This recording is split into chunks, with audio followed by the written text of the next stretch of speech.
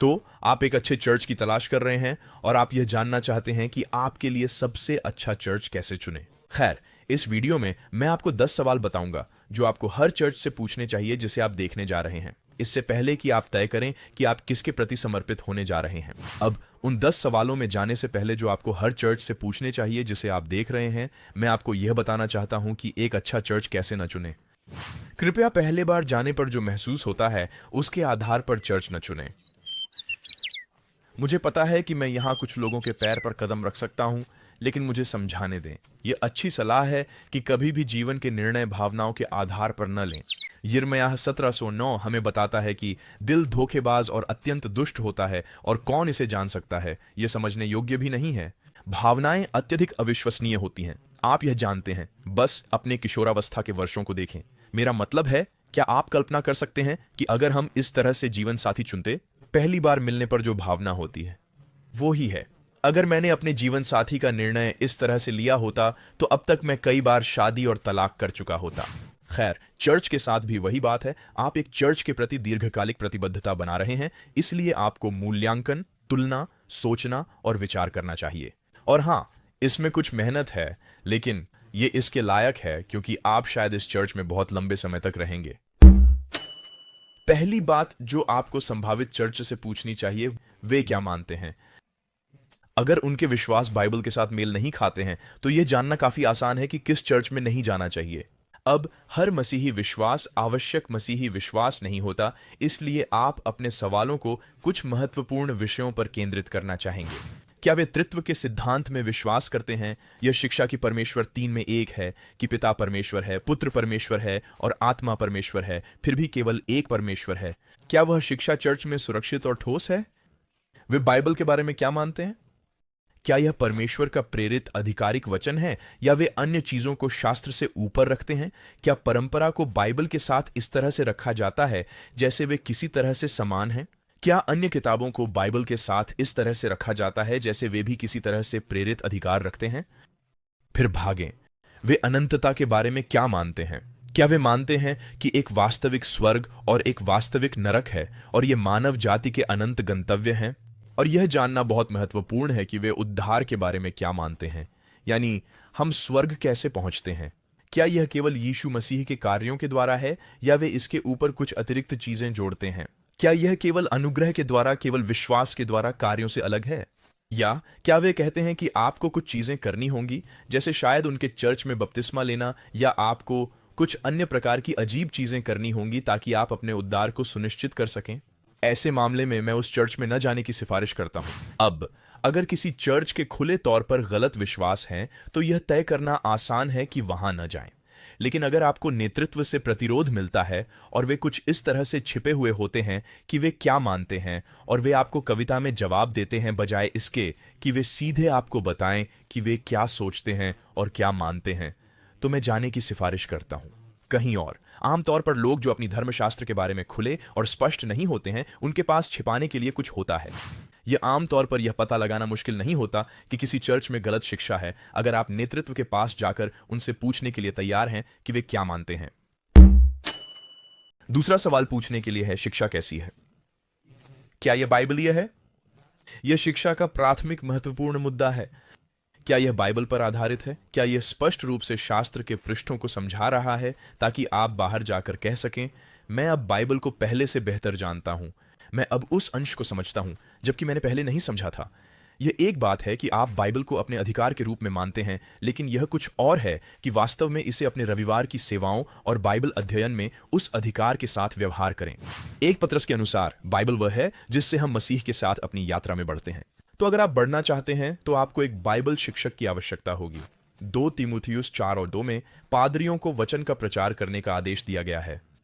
अब यह वचन है, जिसका मतलब है कि पादरियों को बताया गया है कि उनके प्रचार का विषय इन पृष्ठों में पाया जाना चाहिए।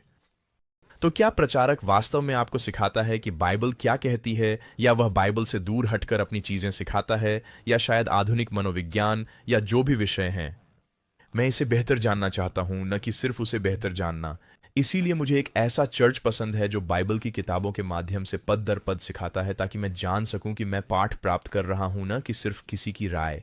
अब इस बाइबलीय शिक्षा का उद्देश्य सिर्फ हमें अच्छा महसूस कराना नहीं है, बल्कि यह है कि हम बाइबल को समझें और फिर इसे अपने जीवन में लागू करें। कभी कभी बाइबल आपको दोषी ठहराएगी, ये आपको अच्छा महसूस नहीं कराएगी। वास्तव में यह एक संकेत है कि यह व्यक्ति वचन के माध्यम से सिखा रहा है कि वे उन मुद्दों का सामना करने से नहीं डरते जो हम मनुष्यों के रूप में सामना करते हैं, जिन्हें हम शायद निपटना भी नहीं चाहते, लेकिन बल्कि प्रेम पूर्वक और ईमानदारी से और खुले तौर पर और धार्मिकता से बाइबल की पूरी सलाह सिखाई जाती है। तो आप जिस चर्च की जांच कर रहे हैं, उसकी शिक्षा का परीक्षण करने के तरीकों में से एक यह है कि देखें क्या पादरी विवादास्पद मुद्दों पर पीछे हटते हैं। क्या वह कहते हैं, ठीक है, मैं दुनिया के साथ खड़ा हो जाऊंगा, समलैंगिकता या व्यभिचार के मुद्दों पर, इन विभिन्न चीजों पर जिन पर दुनिया समझौता कर चुकी है। क्या शिक्षा समझौता की गई है या यह बाइबलीय है? शिक्षा को देखते समय अंतिम बात यह है कि क्या आप इस शिक्षक से उनके शैली, उनकी शिक्षा स्तर, उनके उच्चारण के आधार पर प्राप्त कर सकते हैं। और यह वास्तव में सही या गलत का मुद्दा नहीं है, यह वास्तव में एक प्रकार की पसंद का मामला है। क्या शिक्षक की शिक्षा का स्तर इतना ऊंचा है कि मैं एक शब्द भी नहीं समझ सकता? क्या उनका उच्चारण इतना गाढ़ा है कि मैं इसे अपने लिए अनुवाद नहीं कर सकता? क्या मुझे उनकी गतिशील शैली विचलित करने वाली या सहायक लगती है? ये वे प्रकार के सवाल हैं जो आपको पूछने चाहिए। हम सभी की प्रवृत्ति होती है कि हम कुछ शिक्षण शैलियों से अधिक और अधिक आसानी से प्राप्त करते हैं। तो हाँ, आपको इसे ध्यान में रखना चाहिए। इस चर्च से पूछने के लिए तीसरा सवाल आराधना के बारे में होगा, और यहां सवाल है, क्या आराधना परमेश्वर की महिमा करती है? और मैं इस सवाल का उत्तर यह कहकर दे सकता हूं, क्या गीतों के बोल बाइबलीय हैं? स्क्रीन पर जो शब्द हैं जिन्हें मैं गा रहा हूं, क्या वे बाइबलीय हैं? क्या मैं इसे परमेश्वर के सामने स्पष्ट विवेक के साथ कह सकता हूं क्योंकि वे सत्य हैं? वह आराधना सत्य में होनी चाहिए। और साथ ही, क्या वहां आराधना की भावना है, या यह सिर्फ सूखा मंत्र है, या जो हम कर रहे हैं उसमें आराधना की भावना है? और इसका संगीत की शैली से कोई लेना देना नहीं है, बल्कि इसका संबंध परमेश्वर की आराधना करने से है, पूरे दिल से। अब आप देख सकते हैं कि मैंने संगीत शैली का उल्लेख नहीं किया। हाँ, संगीत शैली एक हद तक महत्वपूर्ण है, लेकिन वास्तव में मेरी ईमानदार प्रोत्साहना है, और भी कई महत्वपूर्ण मुद्दे हैं जिन पर ध्यान देना चाहिए। मैं आशा करता हूं कि आप संगीत शैली के मुद्दे को पार कर सकते हैं और आराधना को स्वीकार कर सकते हैं, जब तक कि यह वास्तव में परमेश्वर की महिमा करता है। चौथा प्रश्न बच्चों की सेवा के बारे में पूछना है। और आजकल कई चर्चों में बच्चे होते हैं जो वयस्क सेवा से अलग समय बिताते हैं, जो बहुत लाभकारी हो सकता है। लेकिन इसका मतलब है कि आप यह जानना चाहेंगे कि उस सेवा में क्या हो रहा है जो आपके बच्चों के लिए अच्छा है। तो उस युवा सेवा के लिए आपका पहला प्रश्न बस ये है, क्या वे शिष्य बनाते हैं या केवल समय बिताते हैं? हम चाहते हैं कि हमारे छात्र और हमारे बच्चे मसीह के मार्गों में बढ़ें, जहां वे हैं वहां मिलें, उनकी उम्र के स्तर पर, और यीशु को और अधिक जानने और अनुसरण करने में चुनौती दी जाए। तो बच्चों की सेवा के नेता का साक्षात्कार लें और उनसे कुछ प्रश्न पूछें। उनसे ये प्रश्न पूछें, ठीक है, क्या आप शिष्य बनाते हैं? आप किस प्रकार से शिष्य बनाते हैं? जब मेरा बच्चा यहां आएगा तो वह क्या उम्मीद कर सकता है? जब वे यहां से समाप्त होंगे तो मुझे अपने बच्चे से क्या उम्मीद करनी चाहिए? और नंबर 5, शिष्यत्व की बात करते हुए, क्या यह चर्च वास्तव में यीशु का अनुसरण करता है?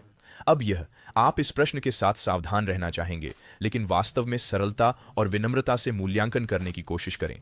क्या यहाँ ऐसे लोग हैं जो वास्तव में यीशु से प्रेम करते हैं और उनका अनुसरण करते हैं? क्योंकि मैं अपने आप को उनके जीवन के साथ, उनके साथ संगति में लगाऊंगा और मैं अंततः उनका अनुकरण करूंगा। बाइबल कहती है कि मुझे अपने दोस्तों को बुद्धिमानी से चुनना चाहिए, और इसलिए मेरी सिफारिश क्या है? उन लोगों की तलाश करें जो बस यीशु से प्रेम करते हैं। उन लोगों के जीवन में शामिल होने की कोशिश करें जो आपसे अधिक आध्यात्मिक हैं, ताकि आप एक अर्थ में उनके पास खुद को लगाकर उस ऊंचाई तक बढ़ सकें। जब एक पेड़ नीची झाड़ियों और झाड़ियों के पास लगाया जाता है तो यह बहुत ऊंचा नहीं बढ़ता, क्योंकि उसे उस प्रकाश तक पहुंचने के लिए इसकी आवश्यकता नहीं होती। लेकिन जब एक पेड़ ऊंची छतरी के पास लगाया जाता है तो यह जितना ऊंचा हो सकता है उतना ऊंचा होने के लिए अपनी सारी ऊर्जा खर्च करेगा, ताकि वह टूट सके और ताज़ा धूप पाने के लिए आसपास के पेड़ों से थोड़ा ऊंचा हो सके। और उसी तरह जब मैं खुद को उन धार्मिक मसीहियों के पास लगाता हूं जो बस आध्यात्मिक रूप से यीशु मसीह से प्रेम करते हैं, तो मैं भी उस ऊंचाई तक पहुंचने के लिए प्रेरित होता हूं। तो क्या यह चर्च यीशु का अनुसरण करता है? क्या यह केवल सिद्धांत से अधिक है? क्या उनके जीवन में मसीह की आज्ञाकारिता और मसीह के प्रति प्रेम है? और अगर ऐसा है तो वह चर्च के पक्ष में एक बड़ा चेक मार्क है। छठा प्रश्न जो आप पूछना चाहते हैं वह है, क्या वे आउटरीच करते हैं? सुसमाचार का प्रचार करना और शिष्य बनाना चर्च के आह्वान का सारांश है। और हां, हमने शिष्यत्व के बारे में बात की, तो क्या वे आउटरीच करते हैं? क्या इस विश्वासियों के समूह द्वारा सुसमाचार प्रस्तुत किया जा रहा है? अब यह कई अलग अलग तरीकों से हो सकता है और हम इसे एक शैली तक सीमित नहीं करना चाहते, लेकिन क्या आउटरीच हो रहा है? यह उन मिशनों के माध्यम से हो सकता है जिनका वे समर्थन कर रहे हैं और जिनमें वे शामिल हैं। यह स्थानीय आउटरीच और अवसरों के माध्यम से हो सकता है। शायद एक सेवा है जो सिर्फ आउटरीच के लिए है। शायद रविवार की सुबह के संदेशों के माध्यम से आउटरीच का स्वाद है। शायद मंडली अपने पड़ोस और स्थानीय क्षेत्रों में ट्रैक्ट्स वितरित करने और गवाही देने में बहुत सक्रिय है। लेकिन क्या आउटरीच है और क्या यह चर्च के लिए प्राथमिकता है? क्योंकि यह होना चाहिए। सातवां प्रश्न जो आप इस संभावित चर्च से पूछना चाहते हैं वह है, क्या आप इन लोगों के साथ संगति कर सकते हैं? अब यह वास्तव में महत्वपूर्ण है कि हम सिर्फ रविवार को उपस्थित न हों और फिर चले जाएं। वास्तव में यह आजकल हमारे चर्चों पर एक महामारी है। हमें लोगों के जीवन में शामिल होना चाहिए।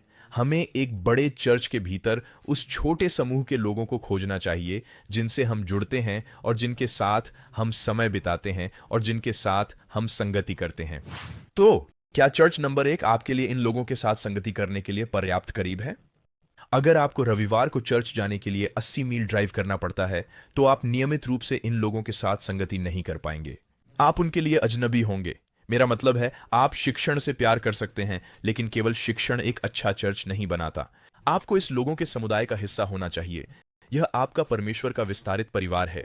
तो क्या चर्च आपके लिए पर्याप्त निकट है और क्या ऐसी सेवा समय हैं जिन्हें आप बना सकते हैं और उपस्थित हो सकते हैं? और जब आप उस संगति में लोगों के समुदाय के चारों ओर देखते हैं, तो क्या वे लोग हैं जिनसे आप संपर्क करना और जानना चाहते हैं? आठवां प्रश्न जो आप किसी भी संभावित चर्च से पूछना चाहते हैं वह यह है, क्या वे अजीब हैं?